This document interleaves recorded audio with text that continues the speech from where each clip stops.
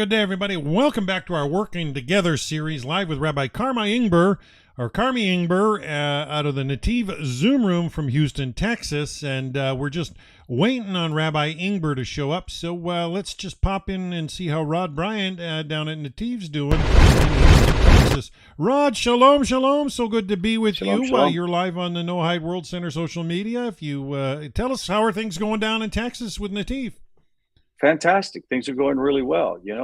Just actually today, I was leaving an establishment and one of our members was standing there, and she introduced me to a couple who was very much interested in the what Noahides are about. What's the whole concept about? We continually get inquiries from the internet and from text of people that are interested in knowing more about expanding their level of learning and study. And so we're just really happy that Netiv can play a small part in the larger world exploration of the wisdom of Torah. And we get to experience that and participate in it. So it's very exciting. Very so exciting. Good to hear. I mean, yeah.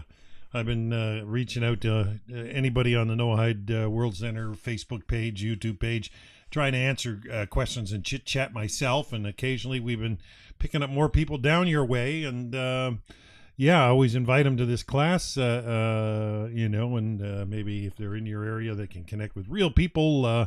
And it just makes all the difference, no doubt. But definitely Texas is a hotbed for growth. Well, I tell you, I still hear the messages from people. I've got one this morning from a husband and wife who have been following the path of righteous non-Jew for years. And they're just feeling the pain of being alone, not having any type of relationships and some type of social network system. Unless you move to a Jewish community or move to where there are other Noahides, you're just not going to happen. So, but I think that is the, what you call it? That is we're growing the mazel. Yeah. That's the mazel of the Noahide for right now. And the non-Jew who is trying to this find sounds their like place. my topic here today. Well, Rabbi I was just here. All right. So I'm going to just good. You'll bring me in this topic. Yeah, continue. Good.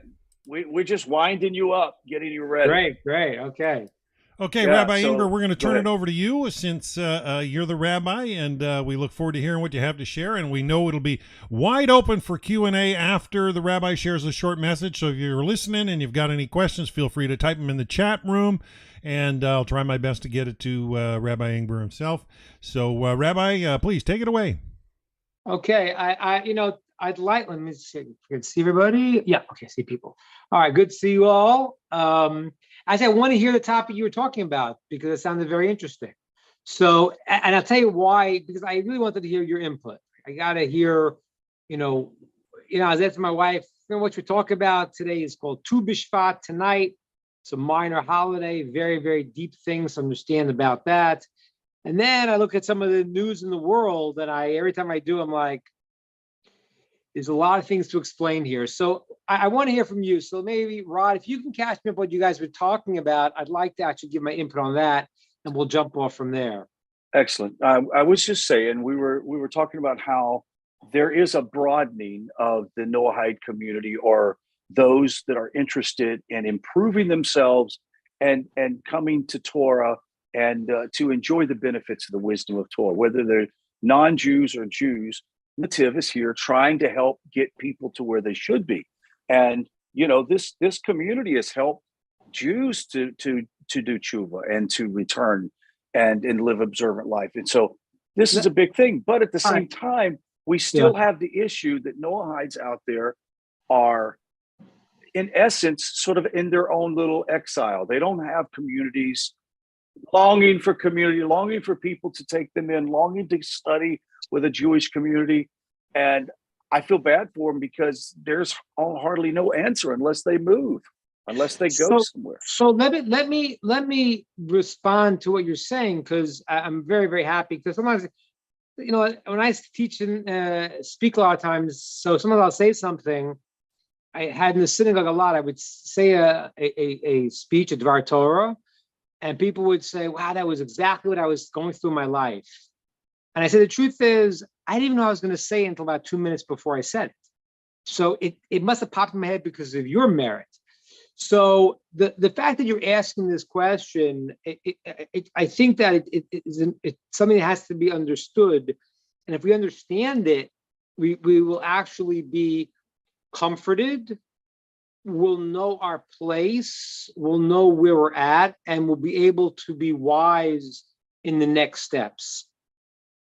So the truth is, what you're saying, as I think about it, the Noahide movement, although it is the oldest of movements, it is from Noah. I mean, from Adam, from Noah. I mean, we're talking about not about a new movement. We're not talking about that. We're talking about the way the world was structured from the very beginning of time.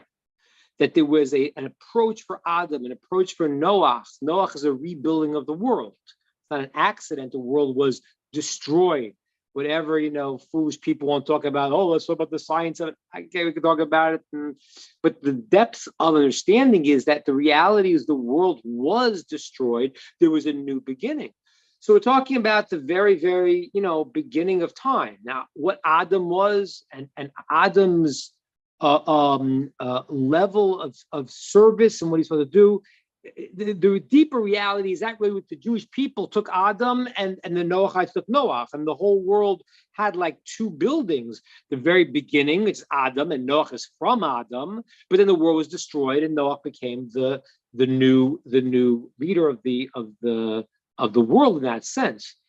And it reflects the Jewish mission and the mission of the nations. That's why it's B'nai Noach, and Avraham really becomes Adam, which I'll explain at some other point what that means. But I realized when you asked the question, the answer, what's happening.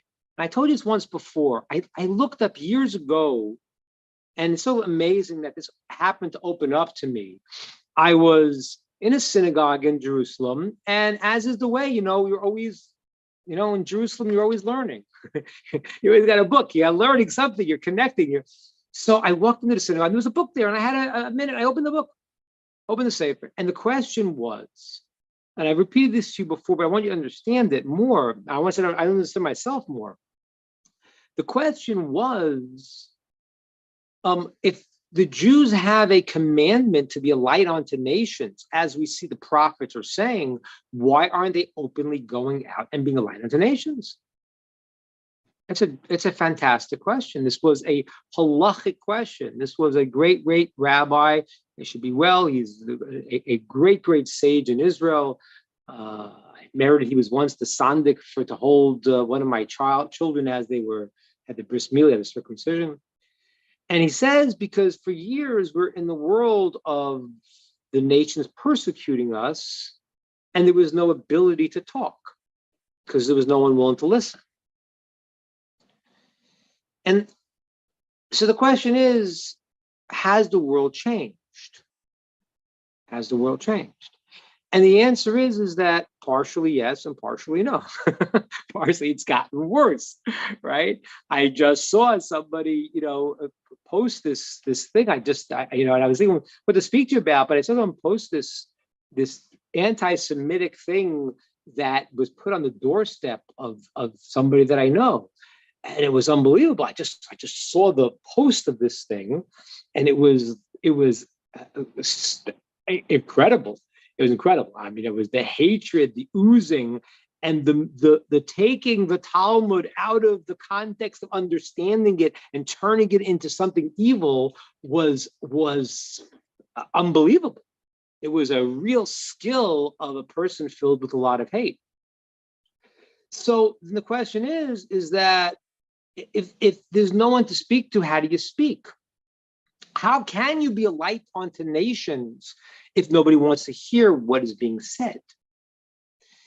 And that's where the people here in this group and other people that Ra is talking about represent a different mindset. It's now all of a sudden there are some in the nations who are hearing. And then it comes the point I want you to understand. The reason why this is new, even though it's the oldest thing, is because it comes on the heels of Mashiach. That's what it means. when the world starts, what is the concept of Mashiach? People don't understand it at all and have made it into religions and other things. But Mashiach is a part of a process. It's not the end of the process. It's part of the process. It's the process where all of the world will realize that Hashem is God, that there's one God, one benevolent source, nothing else. And everyone realizes it. And there's no point in wars, because what are you fighting about? What is it? With your territory? You think this is Russia, this is Ukraine? Well, yeah, there is territories, right? The world was given. There were 70 nations. They each had a territory. And the Jewish nation is the land of Israel. That's the way the world was built.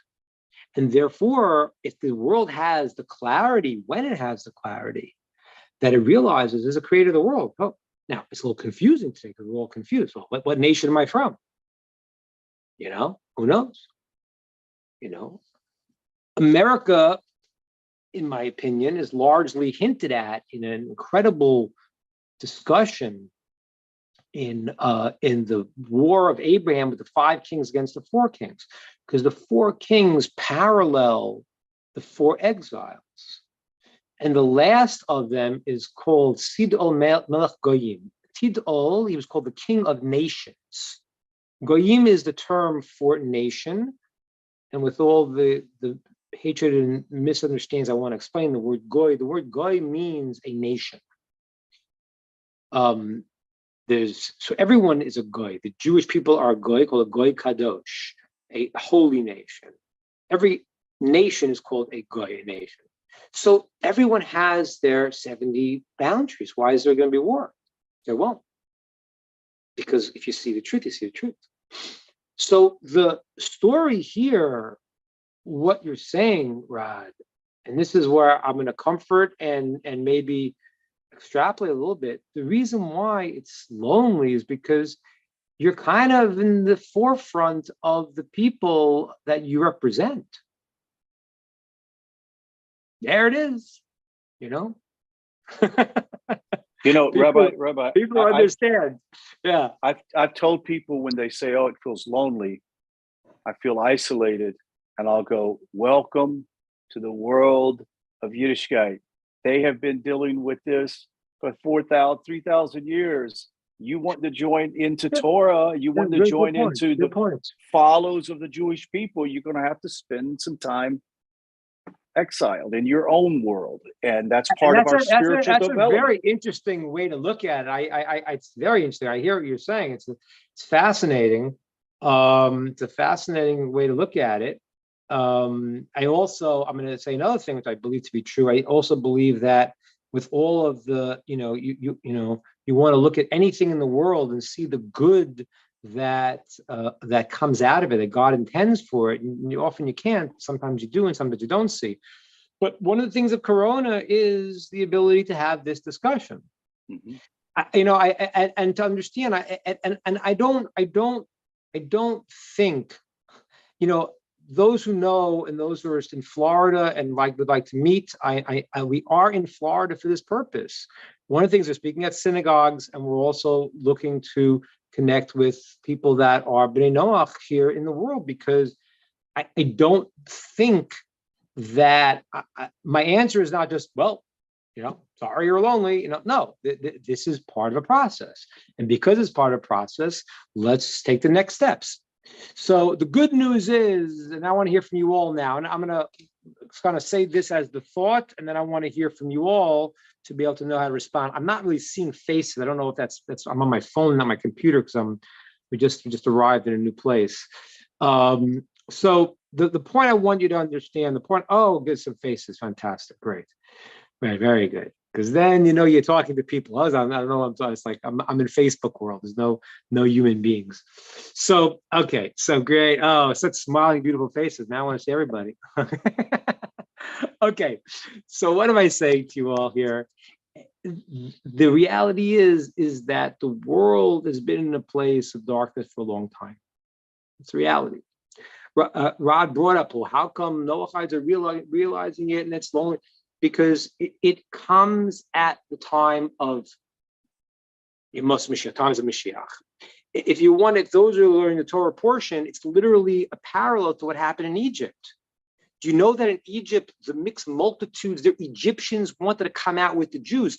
There were more Egyptians, according to many explanations in the deeper writings that explain there were more Egyptians that were coming out and connecting to the Jewish people than the Jewish people themselves.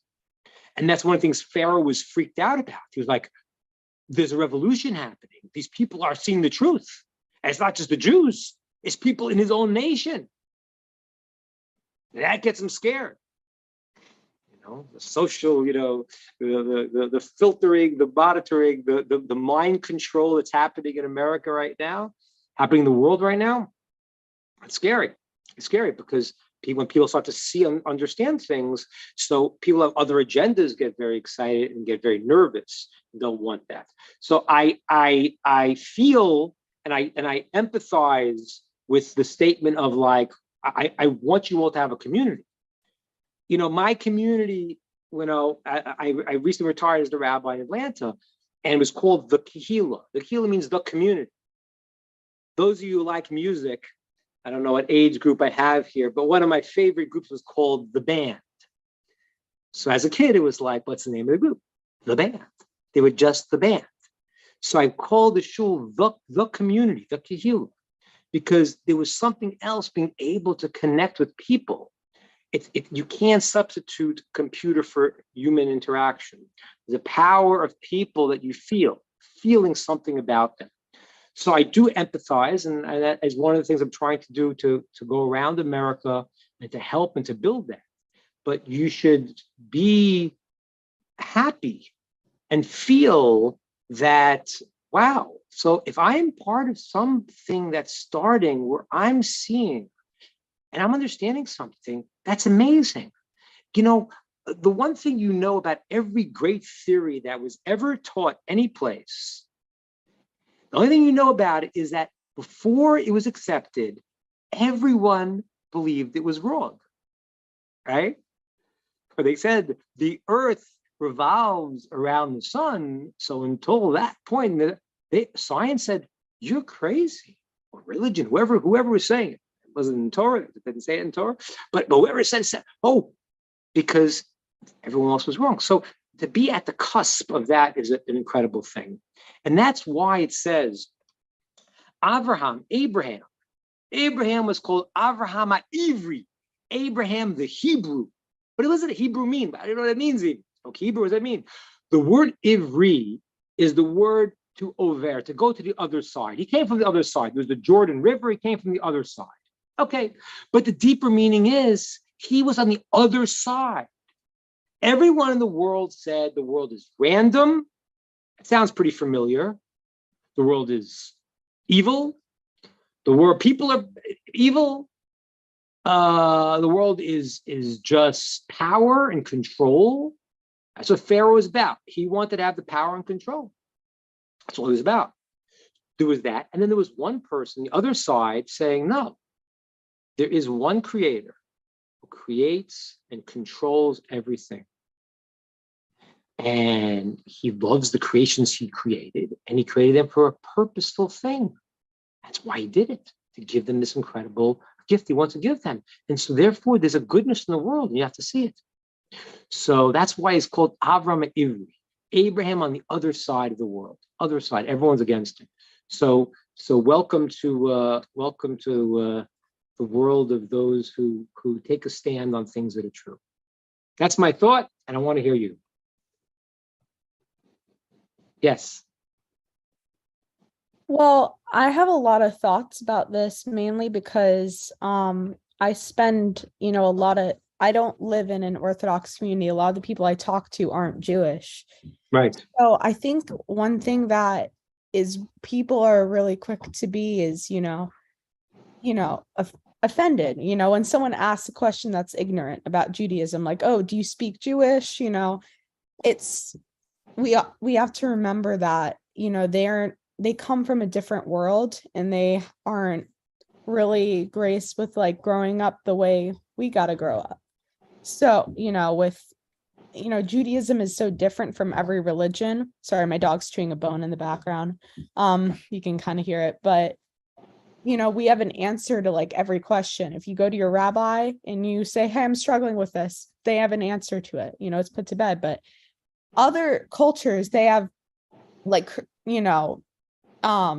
like other religions, for example, the big one that, follows JC, they, they are kind of guided by shame, and that's not a way to live. So I think a big thing is to kind of not pity them, but like, sympathize with them and remember that.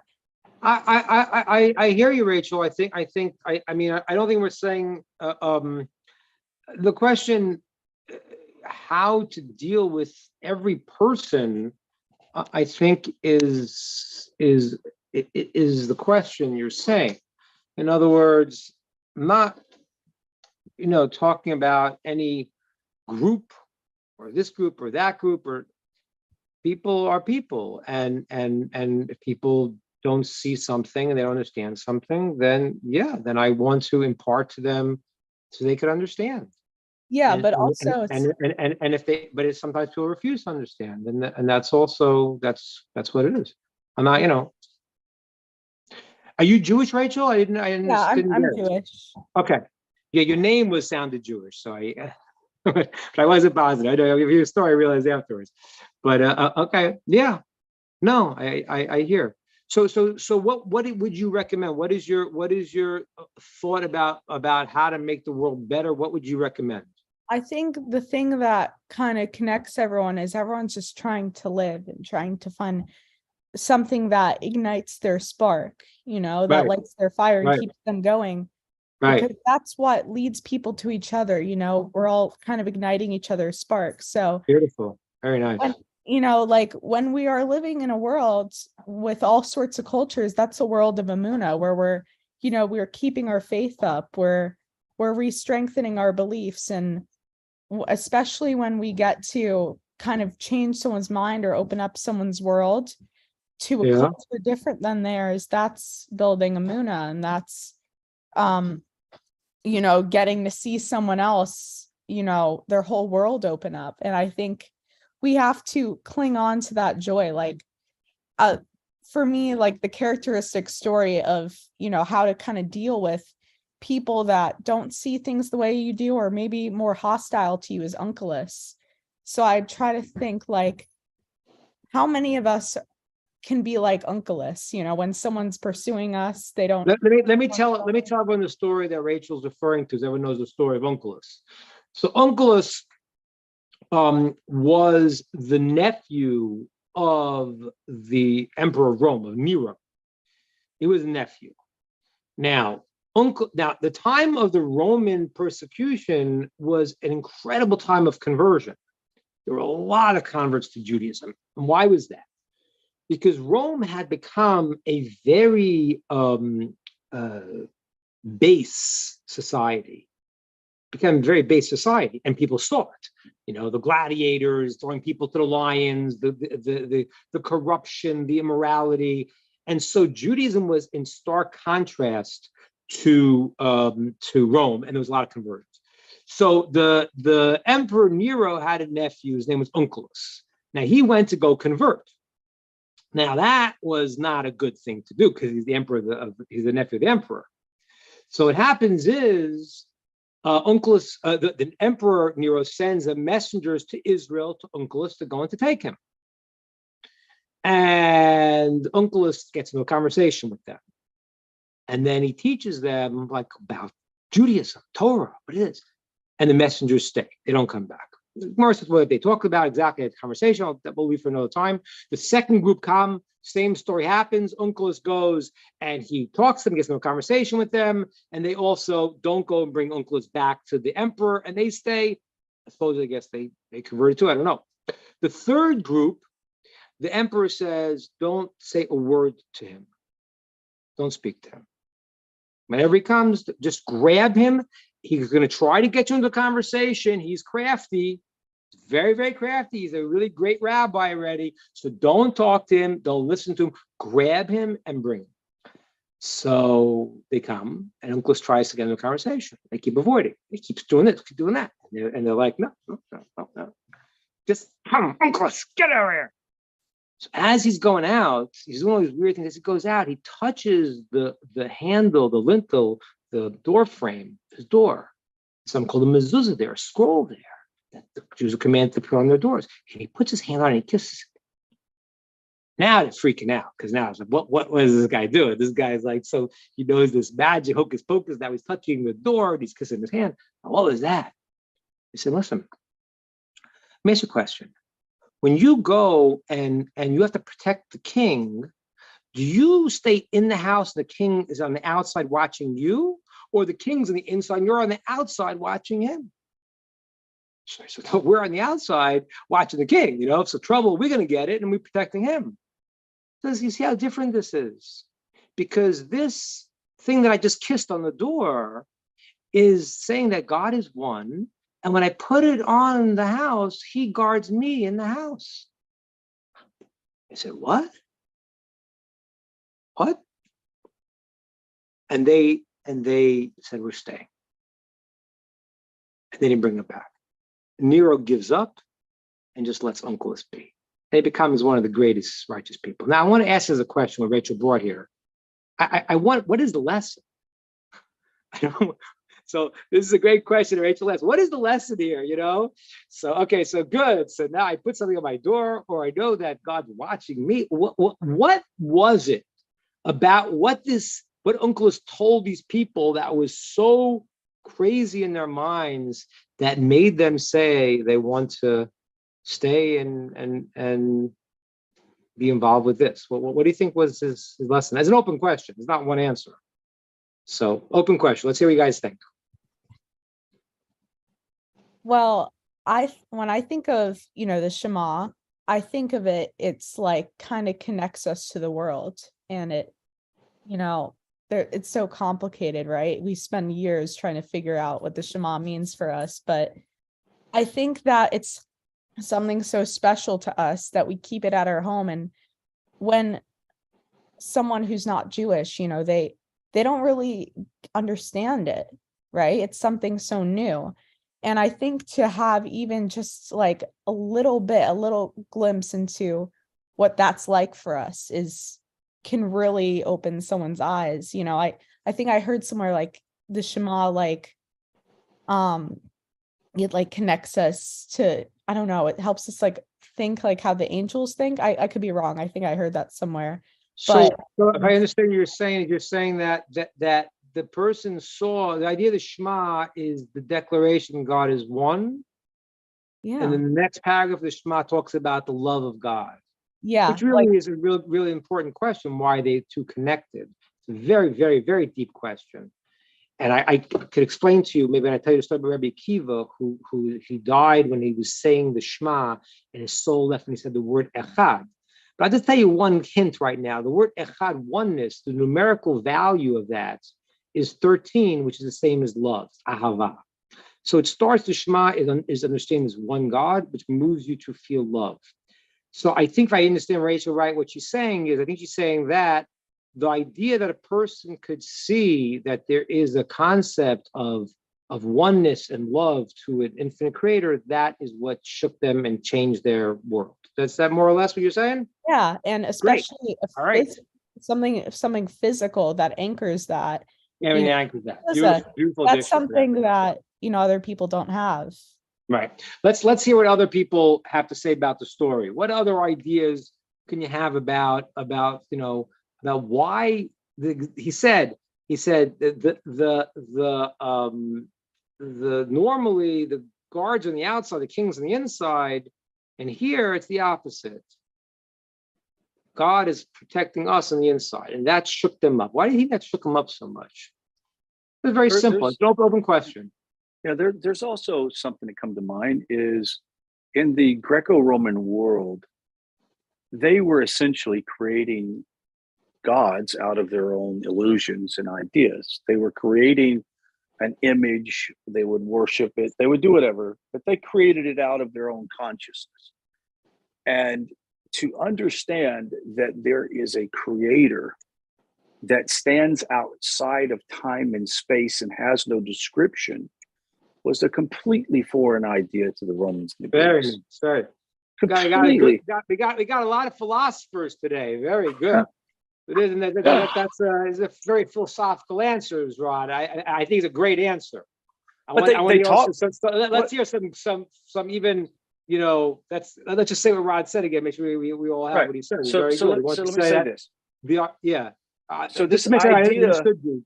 You want to say it again, please? Yeah. So the idea is that they could create thought. They had great wisdom, but they lack the knowledge of the wisdom maker. And their assumption is to find the wisdom maker, we've got to create an image that we think depicts that creator. Right. And what Onkelos is saying is, look, this stands out of time and space. I can't even describe him to you, yet he guards me. Think about that. And that's great. It's great. It's a good answer. So I want to sit back just to make sure I got the point of view saying. So the idea normally when you have a basically every structure, every religion is a person is figuring out what is the world, right? Aristotle, as we said many times, didn't do scientific experiments because he believed it was a human center that I can create the reality of the world. And that's always true. People make their own ideas in their minds. You can't wait. How'd you get a different idea? Something from the outside, something above the system. So Rod's answer is that there was a understanding they had now that that basically we made up our own gods, made up our own things, and there's something that is so beyond outside the system. Good answer. But I think it still begs the question: what he said? They said that we protect the king, and the analogy is that the mezuzah on the outside, God's protecting us. Can't ignore that part of the story. This is, by the way, this is impromptu, so feel free. I want everyone to say what they have to say, but I think it's, I want to hear your opinion. I have my own thought, but what does it mean that the idea that he's protecting, we're protecting, and he's protecting us? That's weird. What? Because it says that. Anyone want to talk about that?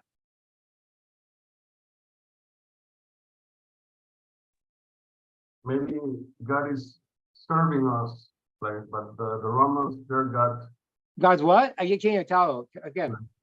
The Romans, their God, they have to protect the emperor, right? They have to give to the emperor. But for Onkelos, he receives protection from God, and he receives he's getting from God.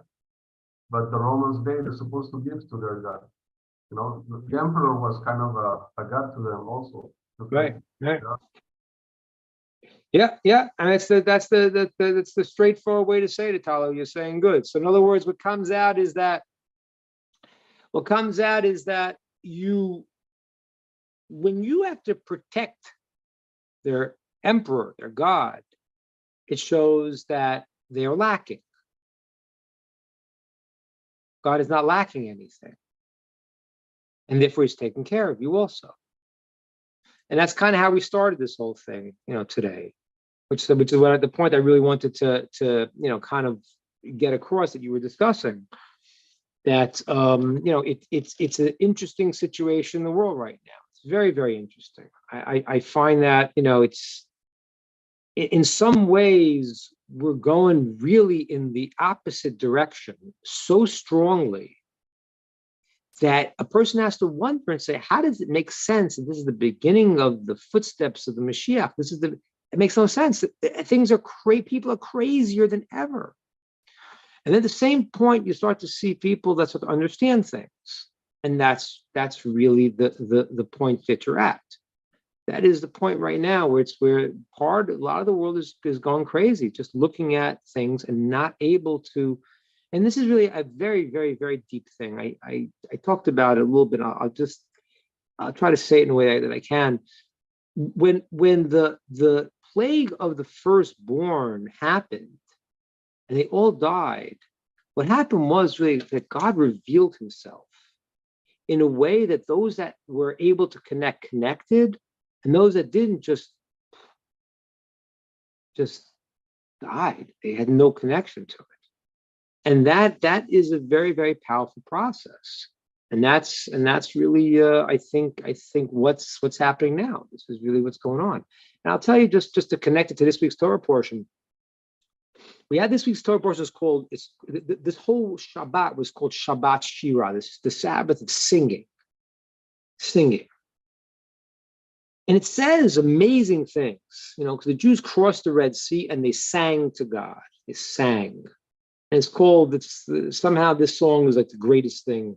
It's the whole world was waiting for this. And there's many, many teachings of how this was the first time that someone sang properly, really sang to God. And it was the revelations that happened. It says that the handmaidens on the Red Sea understood more than the prophets of later. There was this incredible moment there. They sang song. The question is, is song really important? Well, I'll tell you something. It's so important that it says that there was a king called King Chizkiah. And you might have read about him in the Book of Kings. King Chizkiah was so righteous. There was a moment that he was considered to become, that he would become the Mashiach. Because in every generation, there's the potential to happen. And maybe he would be the Messiah, maybe the Mashiach. And it says that he wasn't because he never sang songs, which is very strange. So does that mean Mashiach got to be a singer? What does that mean? Okay, get my guitar out. Yeah, we got hope now. What does that mean? Does that mean Taylor Swift is the Messiah? What does this mean? Why in the world? She's got to be a singer. If we can't sing, get out. I don't want you. What does this mean? It's the craziest thing. So not only that, it says, those are in the story of Nebuchadnezzar, the king of Babylon. It said that he was, if you read the story in Daniel, it's wild what happened, but he lost his mind, became an animal. He was out in the fields for years. He was just doing, and then he got his mind back and he had understood and he wanted to sing songs of praise to God, but he was so evil. It said the angels didn't want him to do it because the singing songs of praises were so powerful, was so central to creation. Why? What's so great about singing song? Why is that so crucial? So I want to tell you why. You see, my rabbi once told us that he quoted an incredible midrash. The midrash says that when the Jews saw the riders, the Egyptians chasing after them, drowning in the sea, they saw the particular Egyptian that beat them up. They saw him, that one, going up and being thrown down. They actually everyone saw the person that was torturing them for all the years, them drowning in the Red Sea. Why is that so important? Because a person could go through suffering in life and then be saved and feel, okay, great, glad to be out of it. A person could have difficulties in life and look back and say, there was a plan to this all along. Singing song means that they were being persecuted, being chased, and in one moment they saw clearly that everything in their life had meaning. And that's what song is. Song is the moment, and this is crazy. It's a moment. As a person likes to write songs, this is what we try to do. To get the moment where it's like you're so awe-inspired that you become a vehicle and a vessel to express that. A person in life, we make efforts, we do all these different things, but in the end, what happens is we can see ourselves as a vessel for something greater, part of a grand plan. That opens up song.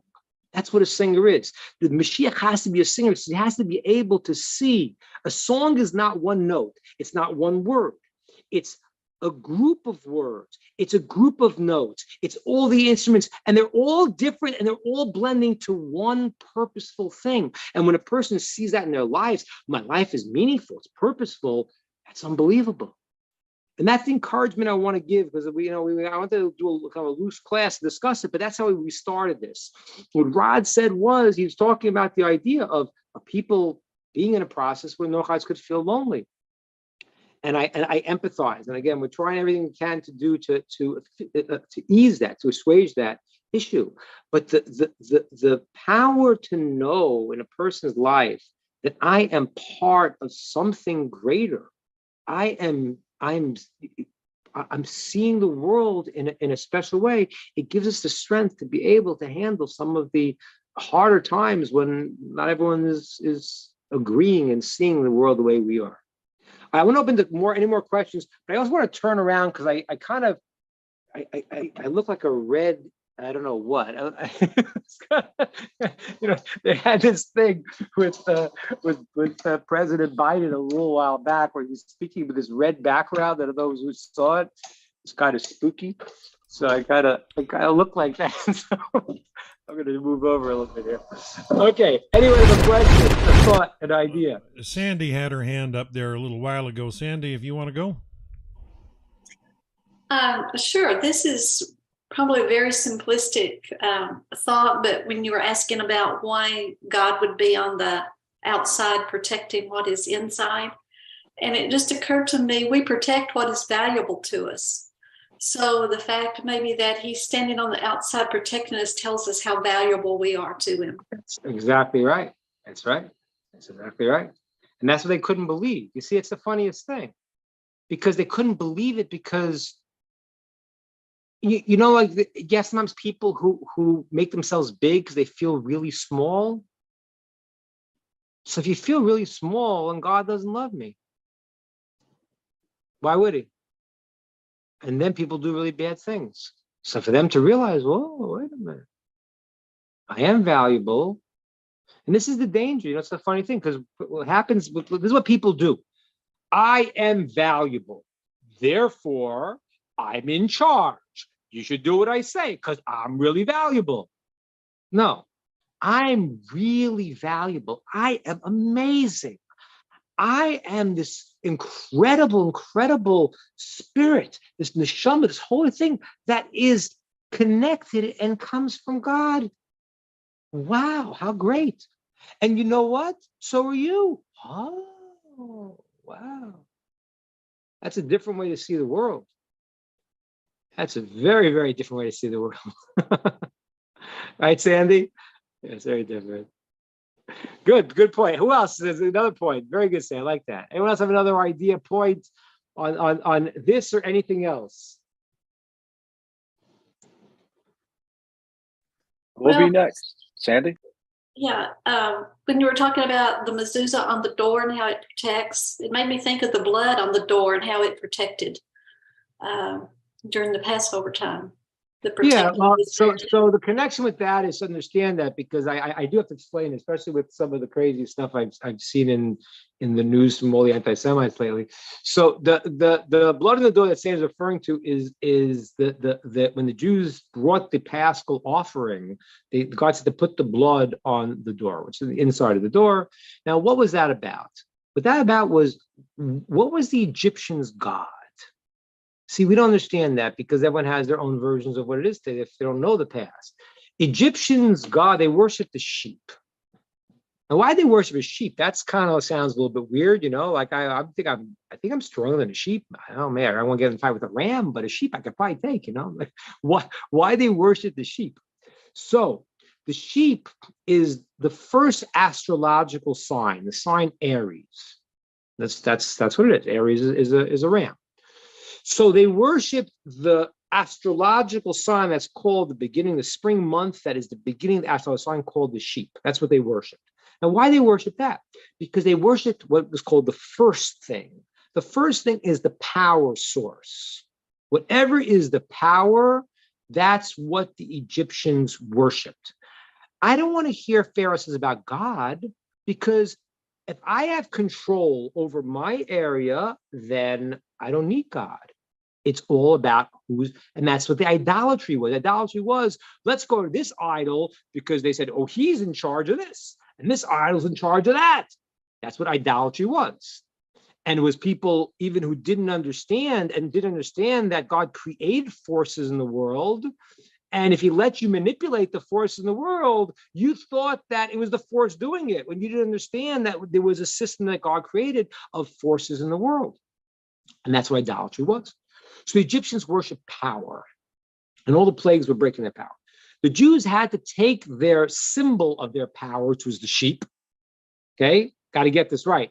The sheep is the the symbol of the first. So they worship the sheep. They didn't kill sheep. They didn't eat sheep. They couldn't stand the Jews ate sheep. So then what happened was the Jews took the sheep and they tied it to their beds. God said, prepare 4 days.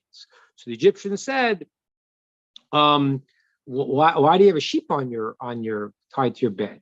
Oh, because we have to check if there's no blemishes. In 4 days, we're going to sacrifice it. And then we're going to put the blood on the door. And we're going to roast it and eat it. Now, the Egyptians saw this and they were like, what's going on? And then a few days later, the Egyptians are walking through the street and the Jews have their sheep and they're roasting it. They're doing a barbecue. They had to roast it. Now, if you've ever smelt a barbecue, you know that smells pretty good. So these guys are walking in the street and all of a sudden, roasted gods. What are they doing? They smelt the sheep. They run in. The law was they had to eat it whole. You actually saw it look like a sheep. So they couldn't say it was tofu. The whole thing was the Jews went and they took the power and they said, we are not going to be afraid because there's one source of power. The blood wasn't because of the blood. The blood was a symbol that they were going to say, yes, we know you worship as your God, and we're willing to go. And God says to take that and not to be afraid, to realize there's one source of power, and it's not your God, not this, not that. That was the merit that they had in the story of Egypt to be able to be saved and not to be part of the Egyptian people because they broke off from them at that moment. Good point, Sandy. Thank you very much. Could I ask a follow-up question on that? Yes. Since the sheep is the first of the astrological signs and it represented power to them, is that why the firstborn was? Yes. Oh, okay. Correct. That's why the plague of the firstborn was what? The firstborn would represent the power of the family, maybe? Yeah. That's the whole thing. That's why the plague of the firstborn is the ultimate destruction of their power source. They're not willing to go to the root of the power. Is the mezuzot? They stop right here. There's a lot of things I'm not sure I could say because they're Kabbalistic.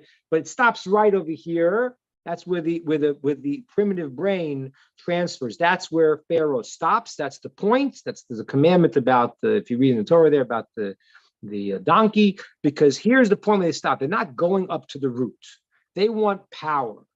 So in the back of your head, that's the point where the messages go from the brain, go down to the physical world. So they care about the power. They didn't care about the source of anything, and that's why the plague of the firstborn shows them that there's one source to everything, and if you don't attach to that, you have no place in this world anymore. That's what happened. Great question. Who else? Cheyenne, usually you have something good. Kelly has something good. I want to hear from people. Is the mezuzot a reminder of Egypt as well? Since when I was reading the Parsha, I've been trying to read it through in Hebrew each time. And I noticed when they were describing to draw the blood, which seemed like a hay as they were describing it, it did use the word mezuzot. So I had that question in my head.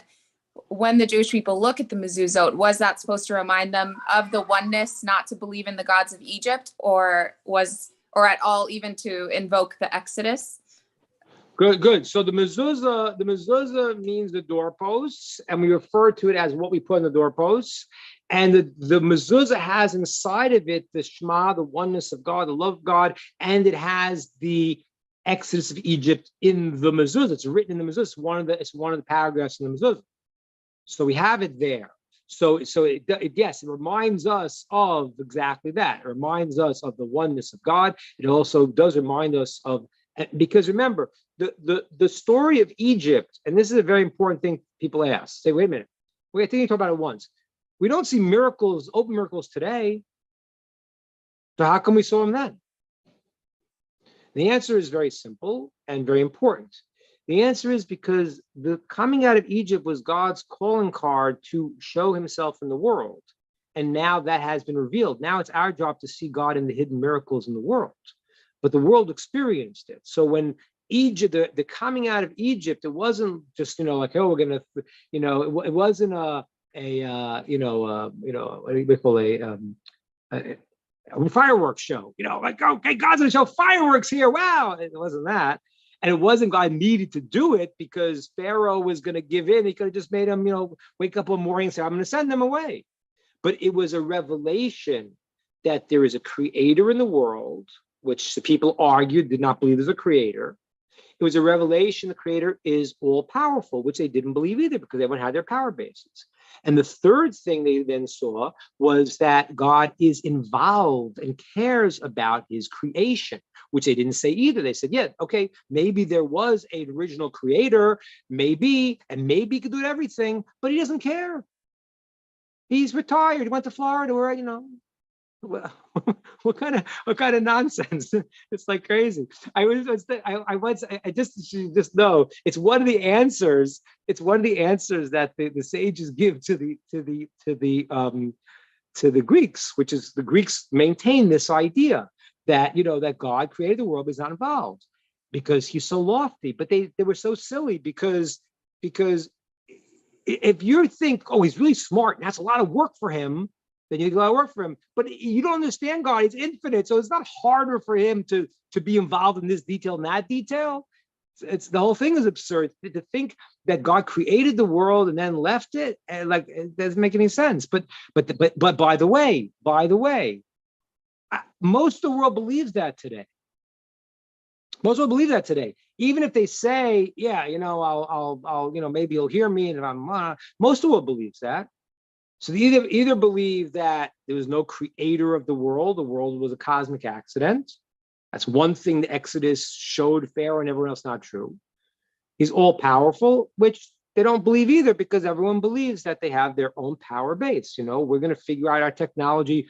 It's funny because people think of technology like, oh, now, God is giving these diseases that we're going to No, he wants you to go into to do scientific invention, but then you start thinking that you're in control, and then you're lost also because that's absurd.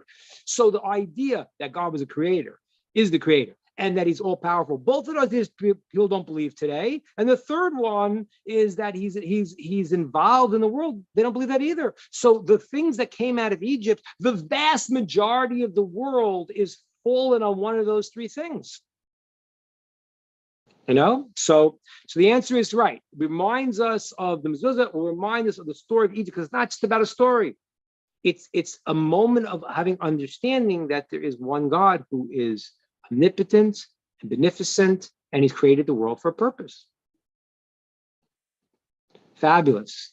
Who else has got one? Kelly, you usually have something good. Let's hear. Who has an idea?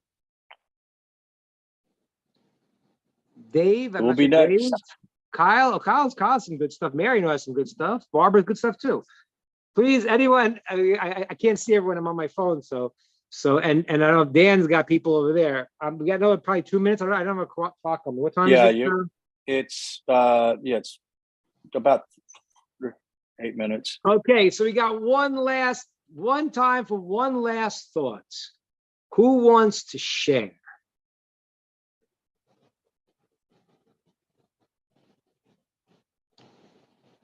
I guess it's all up to you. It's all up to you, Rabbi. Who said that one? Dan said that one. Oh, Dan said it's up to me? Well, I said that. Yeah. Who was that? Kyle? I just want to see who's talking. No, that was Dan and then me. I said, it's all up to you now. Oh, okay. So we have about 6 minutes. So I will leave you with, I guess, the story. We talked about a lot of different things today. And as I said, I'm in Florida now. If someone's in Florida, please send me a message. We will try to come whatever town. We're going to going to Texas. We're going to Israel afterwards. We'll go to Texas after that. So I know we have some people in Texas. I think that it's crucial to realize our value. It's crucial. If you don't realize your value, then you won't do good things. You got to realize your value. And then we have to realize that, you know, we have this tremendous value, and we're in a world that's not random. It's going to a purpose, and it looks crazy, but it's going to a purpose. And when the thing goes to the purpose, the people who fight the purpose scream the loudest. That's why the world is so noisy right now, because they're screaming louder and louder. Ah, no, we're going to question. No, you can question whatever you want, but you use your brain.